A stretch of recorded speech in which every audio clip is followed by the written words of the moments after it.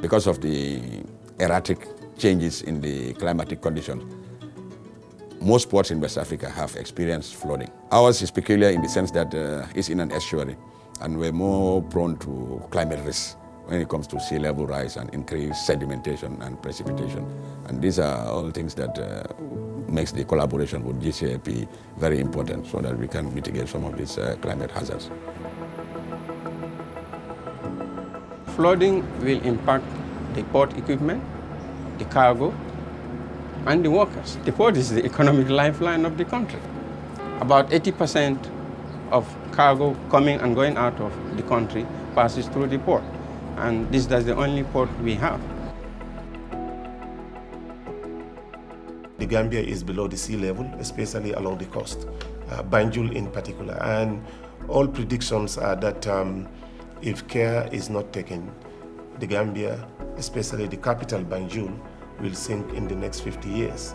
And when the port floods, it disrupts the operations. Sometimes we have to stop to allow the water to recede.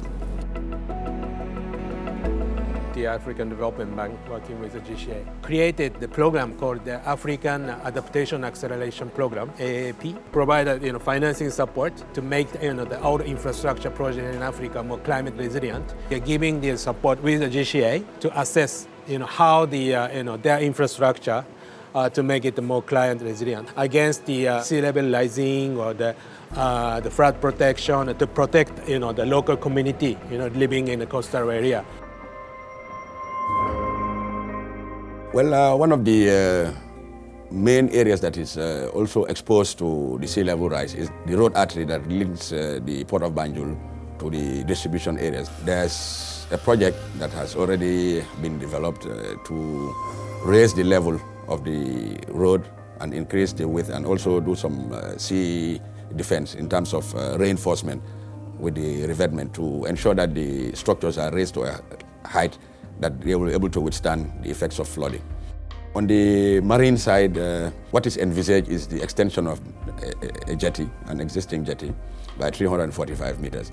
15% of the estimated cost has to be added to as a mitigation measure to ensure that the structures will withstand any climate hazards that are already identified.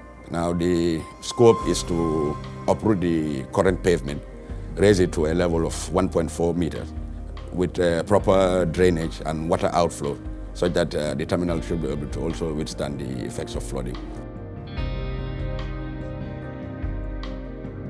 And that makes me optimistic about the future, because that will address most of the challenges that, in terms of environment, that we anticipate, which can have a devastating impact on the port. By and large, we're hopeful as a country that with the right investment in the infrastructure that are also climate resilient, the country should be able to achieve the growth forecast that are expected.